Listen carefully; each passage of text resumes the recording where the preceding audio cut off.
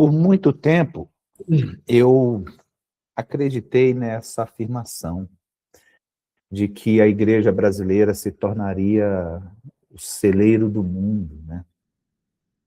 Enviando missionários,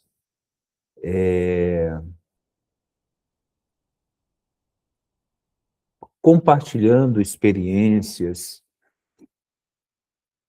vivendo e transmitindo o sobrenatural para outras nações. Por muito tempo, creio eu que quando eu era menino, eu acreditava nessas coisas. Mas a igreja brasileira, ela se perdeu de tal forma em sua vaidade, em sua cobiça por poder e dinheiro. E a gente vai ver isso no próximo ano, que é ano de eleição. Sabe, as negociatas, como eu já falei aqui, a igreja se vendendo, se prostituindo com a política brasileira, deixando o seu lugar, abandonando o seu propósito, a sua missão de transformar não só essa nação, mas o mundo todo. E isto não é uma ordem somente para a igreja brasileira, para a igreja mundial. Não a mundial do poder de Deus, que essa aí, mas a igreja mundial, sabe? Quando a gente lê lá em Atos, né, que alguns dizem que é Atos dos Apóstolos, outros dizem que é Atos da Igreja, né? Outros dizem que é Atos do Espírito Santo. Eu discordo de que seja Atos dos Apóstolos, eu discordo de que seja Atos do Espírito Santo, e eu vejo mais como Atos da Igreja. Viu? Atos da igreja, ações da igreja, movimento da igreja. Porque se eu digo que são atos do Espírito Santo, eu estaria afirmando que o Espírito Santo só agiu a partir dali. Mas não, a gente vê que o Espírito de Deus, ele age no mundo há muito tempo, né? A Bíblia fala lá em Gênesis que a terra era sem forma e vazia e o Espírito de Deus pairava sobre a face das águas. Então, por que eu vou afirmar que o Espírito de Deus só agiu no livro de Atos? Atos dos Apóstolos, a gente não vê todos os apóstolos agindo ali. Fala-se de alguns, né? Apenas alguns apóstolos agindo, não que os demais não agiram e não estavam agindo, mas são registrados apenas os atos de alguns apóstolos. Mas sim, a gente vê os atos da igreja em sua atividade máxima, nos ensinando, nós que somos a igreja atual, nos ensinando o que é ser igreja. Qual o propósito da igreja? Como andar com Deus, como se relacionar com Ele, como compartilhar aquilo que nós recebemos de Deus. O mais importante, como eu falei agora, propósito. Porque a igreja atual, ela se perdeu no seu propósito. Ela se perdeu na sua essência. O nome de Deus é tomado em vão. Hoje, qualquer um pode usar o nome de Deus. Qualquer um pode abrir as Escrituras e ler. E ler. Aí tu olha para a vida da pessoa, tu fala assim, gente, mas quando foi que essa pessoa viveu pelo menos 1/1000 do que ela está lendo? E aqui não estou falando de pastores, não, viu? Não, isso aí já é ponto pacificado já. Sabe? Para justificar suas falas, para justificar suas retóricas. Então, quando a gente lê lá no livro de Atos, quando fala, eu acho, se eu não me engano, é no capítulo 3, que fala que Pedro e João estavam indo ao templo, na hora da oração, tinha um mendigo lá, se eu não me engano, paralítico, colocado em frente à Porta Formosa. E guarde esse dado. Em frente à Porta Formosa. E quando viram Pedro e João, olharam para ele esperando receber alguma coisa. E aí Pedro e João olham para ele e dizem assim: olhe para nós. Nós não temos ouro e nem prata, mas o que temos te damos. Em nome de Jesus, levanta e anda. Isso é revelador, gente. Isso é esclarecedor, isso é definidor do que seja uma igreja, do que deveria ser uma igreja. A igreja que possui prata e ouro não é igreja. E eu afirmo isso sem medo de estar exagerando, de estar equivocado. A igreja que possui prata e ouro não é igreja. Não estou dizendo que não possa existir um fluxo de doações de prata e ouro nessas igrejas. Não estou dizendo isso. Eu estou dizendo que a igreja que possui, que retém prata e ouro não é igreja, porque aquilo que entra deve necessariamente sair e de forma imediata para ajudar aquele que precisa, para ajudar aquele que necessita, para ajudar aquele que não tem. E a gente vê igrejas riquíssimas. Não pode. Não pode. Porque se ela é rica, é porque ela reteve. E se ela reteve, alguém passou necessidade por ela ter retido. Nós não temos prata e nem ouro, mas o que temos te damos. Em nome de Jesus, levanta e anda. Levanta e anda. Mas a igreja, ela retém a prata e o ouro para construir templos maiores, para folhear as paredes, né, com ouro puríssimo, para ter os melhores aparelhos, não que seja errado, para pagar os melhores e maiores salários. Enquanto pastores vivem no luxo, membros vivem no lixo. Já falei aqui. Pastores ostentando relógio de 1 milhão, 10 milhões, não sei mais o quê. Pelo amor de Deus, gente. Ah, foi doação. Doação não é para você, cara pálida. Usa somente o necessário. Se você receber uma doação de um bem no valor de 1 milhão, de não sei lá quanto, até menos, venda. E distribua com aquele que não tem. Ajude aquele que não tem. Agora, pelo fato de você ter recebido uma doação, você se sente no direito de reter? Ora, tudo que recebemos é doação. Tudo que recebemos é dadivosidade de Deus. É graça de Deus. Então você vai reter? Tudo aquilo que você recebeu, você vai reter? Então eu quero falar dessas portas. O texto diz que ele era colocado em frente a uma porta, a Porta Formosa. E te convido a abrir a tua Bíblia em Apocalipse, capítulo 3. Porque todos nós precisamos de uma porta. Todos nós oramos por uma porta. Todos nós colocamos diante de Deus situações e pedimos: Senhor, abre-nos a porta.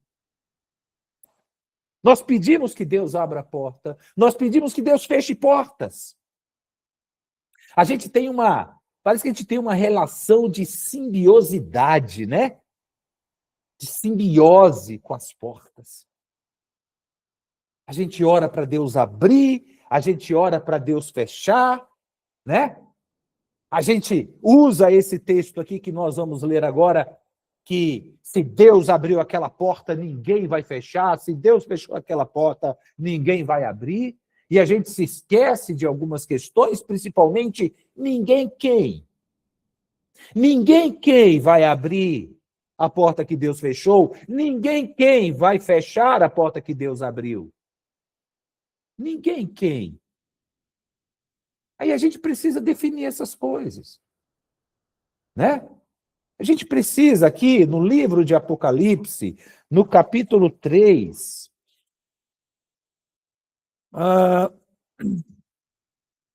aqui na carta à igreja de Filadélfia,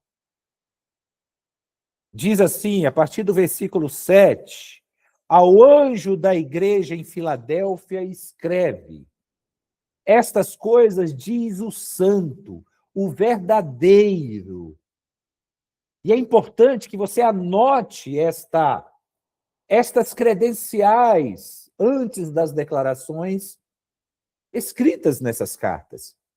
Porque as credenciais definem as declarações, norteiam as declarações. Então, ele diz assim ao anjo da igreja em Filadélfia, escreve: estas coisas diz o santo, o verdadeiro, aquele que tem a chave de Davi, que abre e ninguém fecha, e que fecha e ninguém abre. E aí eu volto à questão: ninguém quem? Ninguém quem? Ninguém todos aqueles que se levantarem contra mim? Plausível, aceitável, né? Provavelmente concordemos quanto a isso. Mas tem um ninguém aí que não está incluído. Tem um ninguém aí que tem o dom da autossabotagem. Tem um ninguém aí que gosta de fazer mal, principalmente a si mesmo. Principalmente a si mesmo. Que tem a habilidade de retardar e destruir os seus próprios planos. E aqui, quando Jesus ele declara que ele tem a chave de Davi, que abre, ninguém fecha, que fecha, ninguém abre. E aí ele segue no versículo 8, dizendo: conheço as tuas obras. Eu sei quem és tu. Eu sei. Eu te conheço, conheço as tuas obras. Eis que tenho posto diante de ti uma porta. Aí você diz assim: glória a Deus, aleluia, eu tomo posse. E esta porta ela está aberta, a qual ninguém pode fechar, a qual ninguém pode fechar. Que tens pouca força, entretanto guardaste a minha palavra e não negaste o meu nome. Então, todas as vezes que eu não guardo a sua palavra, que eu nego o seu nome e que eu não me vejo desta forma, com poucas forças, eu deixo de estar incluído entre os ninguém. Entende o que eu estou falando? Eu deixo de fazer parte da geração do ninguém, do povo ninguém. Que Deus ele colocou diante de nós uma porta aberta, é o que nós oramos, é o que nós pedimos, é o que nós queremos. Uma porta aberta, quem não quer? Uma porta de escape de uma situação de risco, de uma aflição, de uma dor, de um problema. Quem é que não gostaria? Quantos e quantas pessoas profetizaram e profetizam sobre a vida umas das outras, dizendo que Deus está colocando uma porta aberta para ela, uma porta de sucesso, uma porta disso, uma porta daquilo, e não sei o quê, e não conhece as fibras, a celulose daquela porta.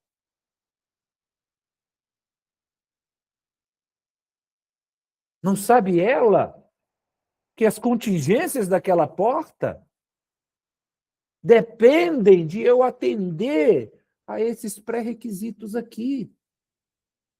Saber que tem pouca força,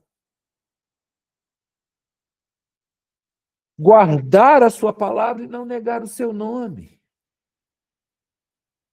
Quando eu entendo que eu tenho pouca força, eu passo a ser dependente dele. Quando eu guardo a sua palavra, eu passo a viver por ela. E quando eu não nego o seu nome, eu reconheço, não só através da minha pouca força, mas, inclusive, quando isto não acontecer, que eu sou dependente dele, que eu preciso dele e que todas as coisas vêm dele. Então, a primeira coisa que eu aprendo com isto é que existe sim alguém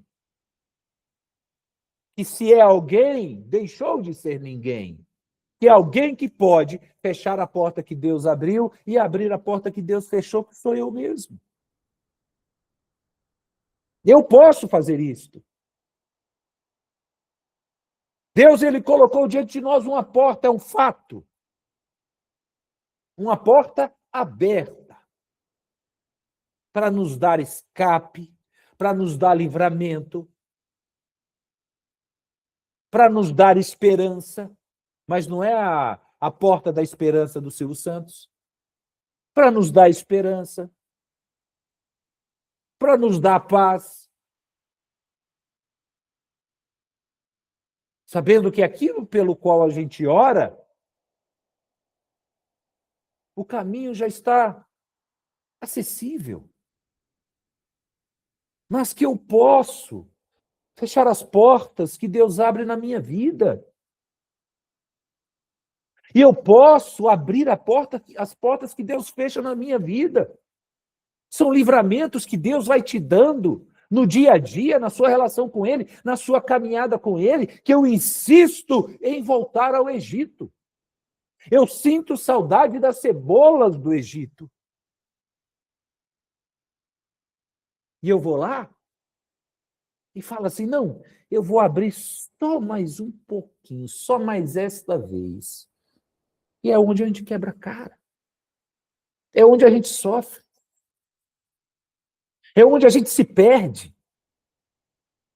É quando eu fecho a que Deus abriu por irresponsabilidade minha, porque eu sou um eterno autossabotador de mim mesmo, viu? De mim mesmo.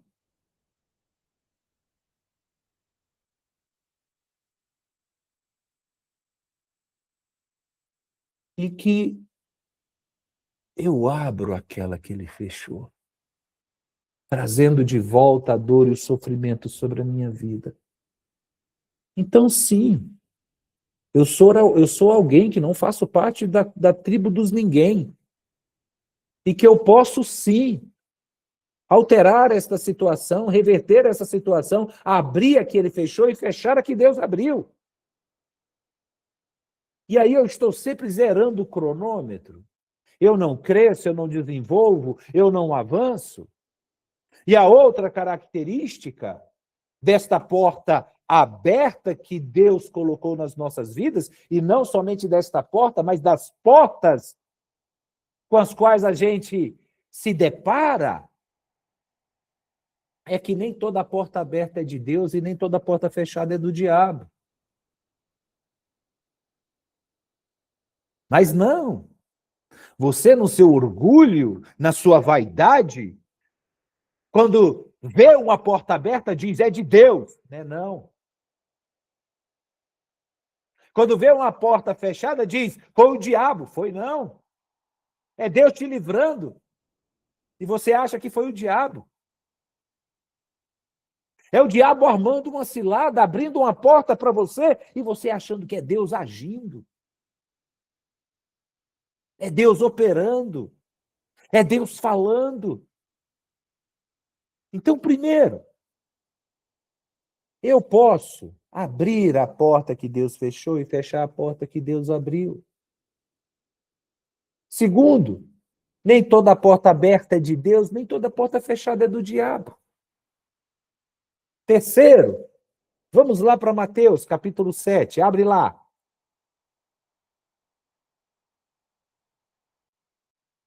Mateus, capítulo 7, versículo 13, capítulo 7, versículo 13. A terceira característica, a primeira que eu fecho, a que Deus abriu, e eu abro, a que Deus fechou. A segunda característica da porta é que nem toda porta aberta é de Deus, nem toda porta fechada é do diabo. A porta aberta pode ser um laço, a porta fechada um livramento, né? Né? Não é assim que eu oro? Quando eu peço para Deus abrir, é que eu estou precisando de salvação, de livramento. Quando eu peço para Deus fechar, ou melhor, que eu estou precisando de salvação, que eu estou precisando de suprimento, que eu estou precisando de bênção, que eu estou precisando de resposta. E quando eu peço para Deus fechar, eu estou precisando de livramento, eu estou precisando ser preservado por Deus, ser cuidado por Deus. Então, Evangelho de Mateus, capítulo 7, versículo 13, a gente vai ler a terceira característica desta porta. É que ela é estreita. Mas ela não é estreita o suficiente para que você não possa passar por ela. Viu? Aí diz assim, entrai.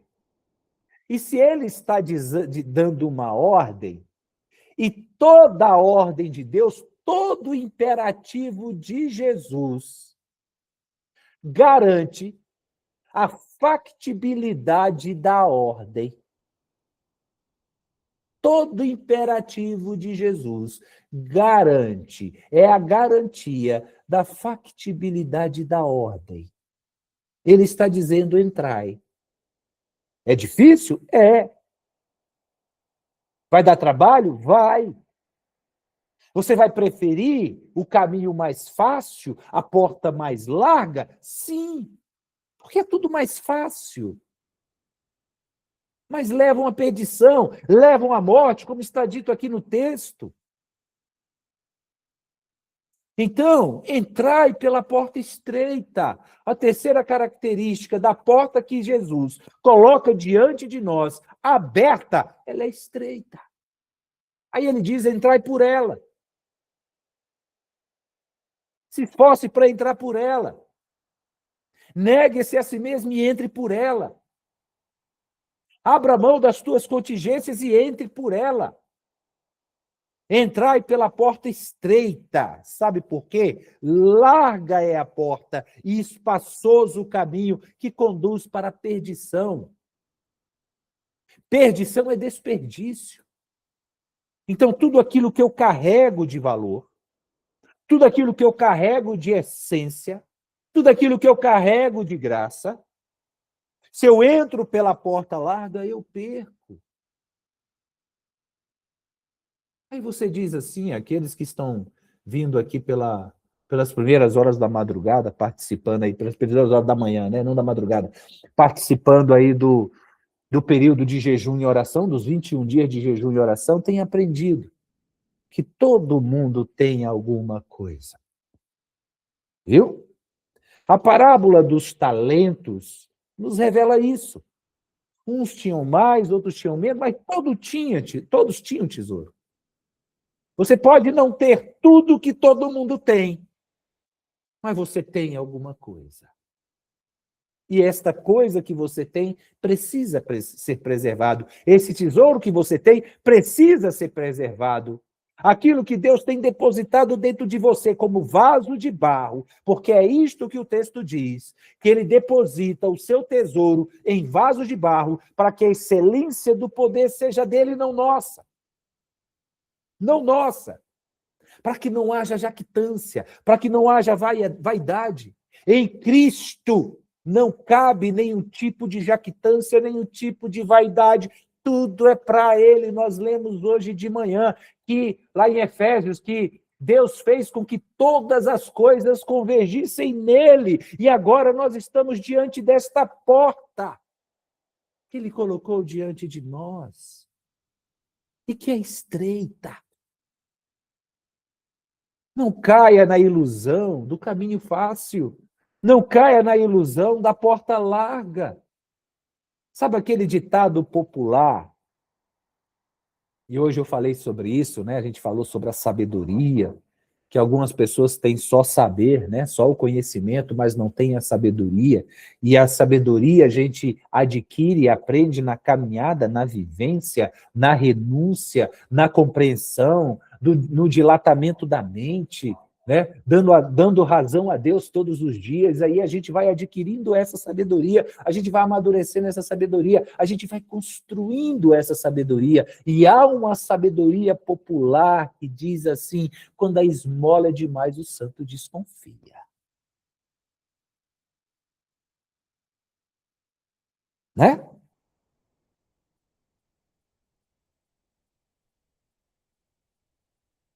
Você ainda não entendeu? A ilusão das coisas fáceis. A ilusão das coisas fáceis. Sabe uma fechadura? Ou melhor, sabe uma chave que abre qualquer fechadura? Você chama essa chave de quê? Do que você chama essa chave? Uma chave que abre todas as portas. Você chama essa chave de quê? Olha o que Jesus disse lá. Eu tenho a chave de Davi, que abre, ninguém fecha, que fecha, ninguém abre. Uma chave que abre todas as portas. Você chama essa chave de quê? Chave mestra. Não é isso? Ela tem valor, não tem? Porque se a chave de uma determinada porta se perder, você usa a chave mestra, porque essa chave mestra abre qualquer porta. Essa chave é valiosa. Essa chave é preciosa. Agora imagine uma porta que se abre com qualquer chave. Hã? Olhe para a tua casa. Imagina qualquer pessoa ter a capacidade de chegar, colocar a chave dela lá e abrir a tua porta. Essa porta tem algum valor? Você daria valor algum a esta porta? Você não providenciaria a troca dessa fechadura o mais rápido possível? Para que isto não aconteça? É assim com a porta larga, né? É assim com a porta larga. Ela conduz à perdição, ao desperdício. Ela tira de você tudo aquilo que você tem de precioso. Se você entra por uma porta que é aberta com qualquer chave, você não desconfiou de nada, não? Você ainda não desconfiou que tem alguma coisa errada? Todo mundo entrando por ela? Todo mundo passando por ela? Aí você diz assim: é por aqui que eu vou. Hã? Porque é mais fácil, é por aqui que eu vou. Viu? Isso vale para a mulher, isso vale para o homem, né? Tem uma mulher facinha que vai com qualquer um. Aquele homem facinho que não honra o ser chamado homem.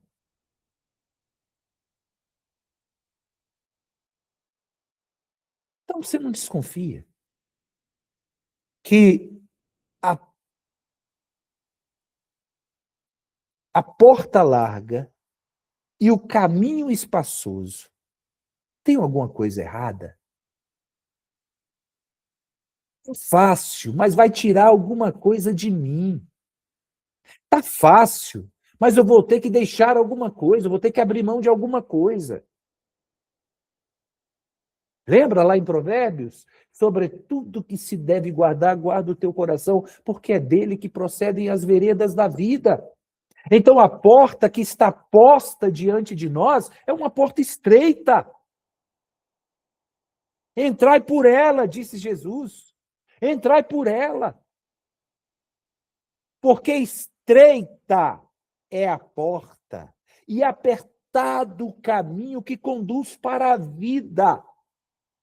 E são poucos os que se acertam com ela. Sabe por quê? Porque não está procurando essa porta. Porque em outro texto, aqui ainda no Sermão do Monte, diz assim: batei e abri-se-vos-á, buscai e achareis. Você não está buscando. Ah, pastor, por que eu não recebo? Porque você não está buscando. A gente pode simplificar e dizer que você não está recebendo porque você não está buscando. Buscai e achareis. São poucos os que se acertam com ela.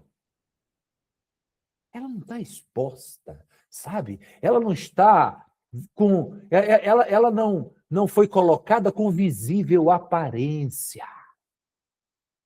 Sabe por quê? Sabe por quê? Essa porta está dentro de você. Essa porta é o reino de Deus que está dentro de você, que não vem com visível aparência. Entrai por ela, diz Jesus. Todo imperativo de Jesus garante a factibilidade da ordem. Você pode entrar. É difícil? É. É estreito? É. É apertado? É. Mas conduz para a vida eterna. Conduz para a vida eterna. A outra, para a perdição, para o desperdício. Sabe? De tudo aquilo que você tem recebido de graça. Todo mundo tem alguma coisa e você diz: mas pastor, eu não tenho nada. Eu vou perder o que tem? Uns mais, outros menos, mas nem todos têm tudo que todos têm. Mas a gente sempre tem. E aí eu volto para as nossas mensagens de madrugada. A gente sempre tem uma botija de azeite. Lembra da mensagem de ontem? Uma botija de azeite. E é através dele, dessa botija, que o milagre vai acontecer. Que o milagre vai acontecer. Querem ver outra característica desta porta? A primeira, qual é, gente?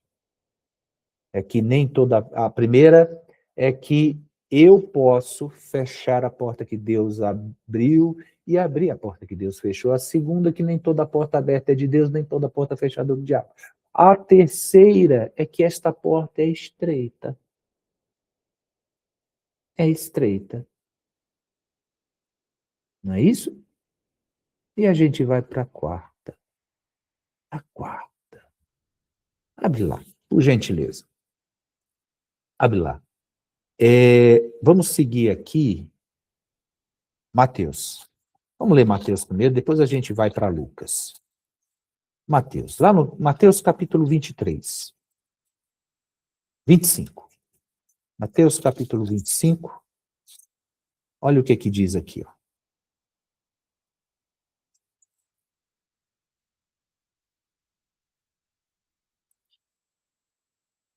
Então o reino do céu será semelhante a 10 virgens que, tomando as suas lâmpadas, saíram a encontrar-se com o noivo. 5 delas eram nécias e 5 prudentes. As nécias, ao tomarem as suas lâmpadas, não levaram azeite consigo.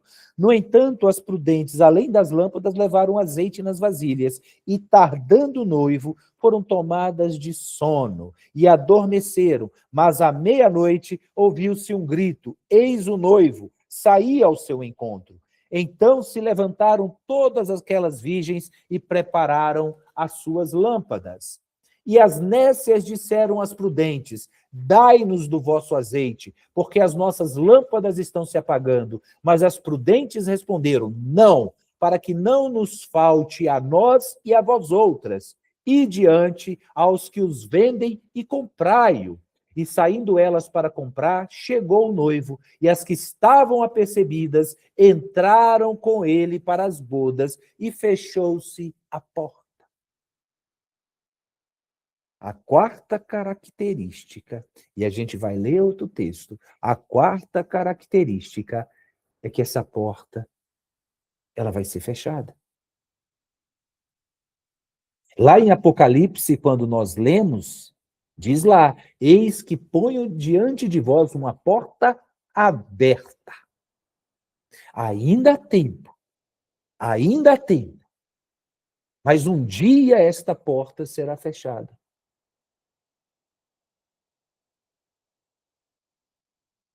E fechou-se a porta. Versículo 11. Mais tarde chegaram as virgens nécias, clamando: Senhor, Senhor, abre-nos a porta. Mas ele respondeu: em verdade vos digo que não vos conheço. Vigiai, pois, porque não sabeis o dia nem a hora. Não sabeis o dia e nem a hora. Então, a quarta característica desta porta é que é uma porta automática, que tem um sensor para ser fechada na hora e no tempo certo. Ela está aberta. E a ordem de Jesus, como nós lemos lá em Mateus capítulo 7, é: entrai pela porta. Mas, pastor, ela é estreita. Ela não é tão estreita que você não consiga entrar. Viu? Ela não é tão estreita que você não consiga passar. Se esforce, como diz lá, né? Para achar esta porta, para encontrar esta porta, porque também é dito que são poucos que a encontram. E vamos ler mais outro texto lá em Lucas, antes da gente passar para a quinta característica. Lucas, capítulo 10. Vai lá. Evangelho de Lucas, capítulo 10, a partir do versículo 7. Olha o que diz.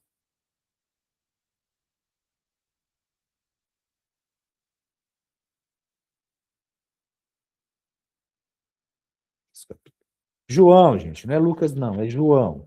João 10, mantém o mesmo capítulo. João, capítulo 10, versículo 7, que diz assim: Jesus, pois, lhes afirmou de novo: em verdade vos digo, eu sou a porta das ovelhas. Eu sou a porta das ovelhas. Todos quantos vieram antes de mim são ladrões e salteadores, mas as ovelhas não lhe deram ouvidos. Eu sou a porta. Se alguém entrar por mim, será salvo. O que ele diz sobre a porta estreita e a porta larga? Que a larga leva para a perdição, a estreita para a vida eterna. Eu sou a porta. Se alguém entrar por mim, será salvo. Entrará e sairá e achará pastagem. O ladrão vem somente para roubar, matar e destruir. Eu vim para que tenham vida e a tenham em abundância. Quinta característica: eu sou a porta, disse Jesus. Eu sou esta porta, eu que falo convosco, eu que estou convosco até a consumação dos séculos, eu que estarei convosco todos os dias até a consumação dos séculos. Eu sou esta porta, Jesus é esta porta. São poucos que o encontram, porém, são poucos que o buscam. Se eu não encontro é porque não estou buscando. Buscai e achareis. Ele diz aqui, ó: todos quantos vieram antes de mim são ladrões e salteadores, mas as ovelhas não lhe deram ouvidos. Eu sou a porta, se alguém entrar por mim será salvo. E faz eco ao texto de Efésios, que Deus fez com que todas as coisas convergissem nele. Então, onde quer que você entre, seja qual for o teu projeto, seja qual for o teu desejo, seja qual for a tua oração, precisa necessariamente passar por esta porta. Ele diz aqui, ó: o ladrão vem somente para roubar, matar e destruir. Eu vim para que tenham vida e a tenham em abundância. Todos quantos vieram antes de mim são ladrões e salteadores, mas as ovelhas não lhe deram ouvidos. Entrai pela porta. que é Jesus. É a quinta característica dessa porta. Essa porta que foi colocada diante de nós e que está aberta e que vai ser fechada, eu posso. O texto diz, Paulo escrevendo, ele diz: não extingais o Espírito de Deus. Se hoje ouvirdes a sua voz, não endureçais o vosso coração. Olha como que eu fecho essa porta na minha vida. Olha como que eu fecho. Olha como que eu deixo de encontrar esta porta que está diante de mim, está diante dos meus olhos, mas eu não consigo enxergar. Porque os meus olhos estão embotados, muitas vezes, pelo pecado. Antes de Paulo ter um encontro com esta porta e entrar por esta porta, passar por esta porta, a Bíblia diz que ele ficou cego. E Deus levanta Ananias para orar por ele, porque ele estava jejuando e orando. E Ananias ora por ele e as escamas caem dos seus olhos. Quando Jesus foi crucificado e ressuscitou, e se encontrou com os 2 discípulos no caminho de Emaús, eles não conseguiram reconhecê-lo porque os seus olhos estavam fechados, o seu entendimento estava fechado. Mas ele começou a lhes revelar as Escrituras, o Velho Testamento, mostrando que tudo aquilo que aconteceu tinha que ter acontecido. Tinha que ter acontecido.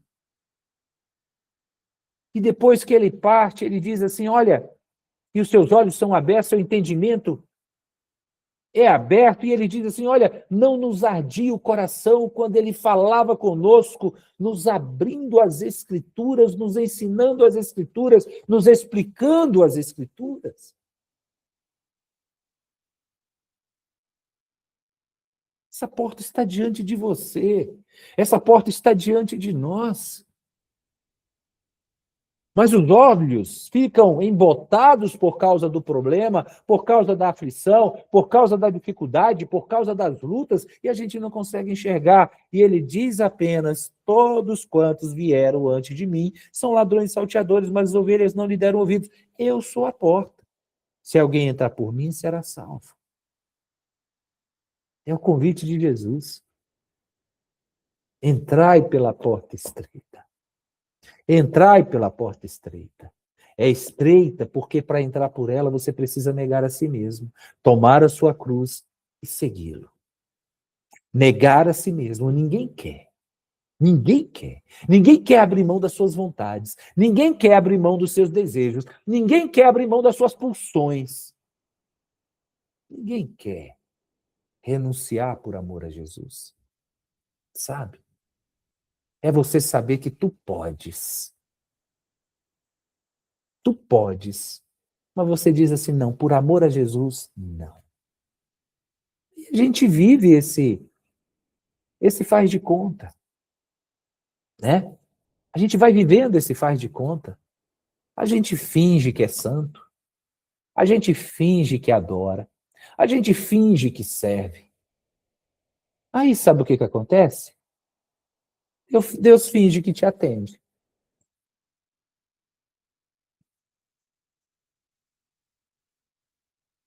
Deus finge que tu és meu filho amado, em quem me comprazo. Aí Deus também finge, ué. Por que não? Já que você finge que você o segue, já que você finge que você o adora, já que você finge que você se santifica, já que você finge que você renuncia por ele, também vai brincar contigo dessa brincadeira de fingimento, né? Como é dito em inglês, né, o Michele, pretending, é isso? É isso? A gente fica ali fingindo, né? A gente finge que busca, a gente finge que encontra, a gente finge que pede, Deus finge que dá. E a gente vai vivendo nessa hipocrisia, até o dia que essa porta se fechar. Até o dia que essa porta se fechar. Olha lá, Lucas. Olha lá. Olha lá, Lucas 13. Olha. Olha só. Olha o que diz aqui. Olha só. Lucas 13. Olha só. Olha só. Olha só. Ah, quando o dono da casa, a partir do versículo 25, quando o dono da casa se tiver levantado, onde está Jesus agora, gente? A Bíblia diz que Jesus está onde agora? Hã? O que João diz? Onde está Jesus? Hã? Quando ele diz assim que nós temos um advogado sentado à direita do Pai. E no outro texto diz que ele se assentou nas regiões celestiais. E diz também de nós que nós estamos assentados com Cristo nas regiões celestiais. Está dizendo, quando o dono da casa tiver levantado,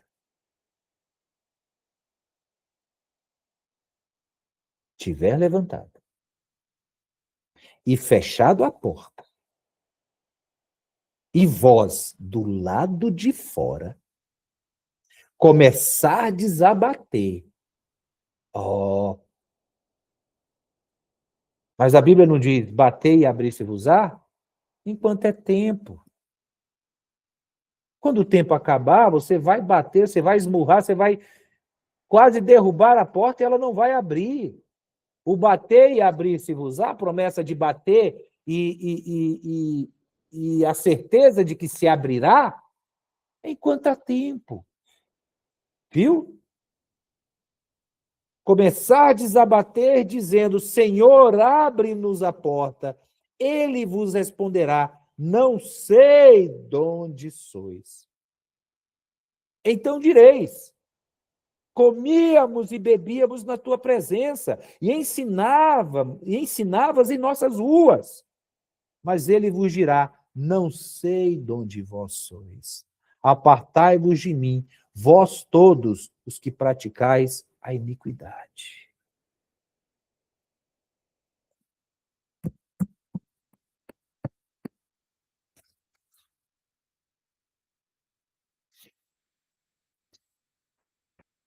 Apartai-vos de mim, vós todos que praticais a iniquidade, que fingem ser meus discípulos, mas não são.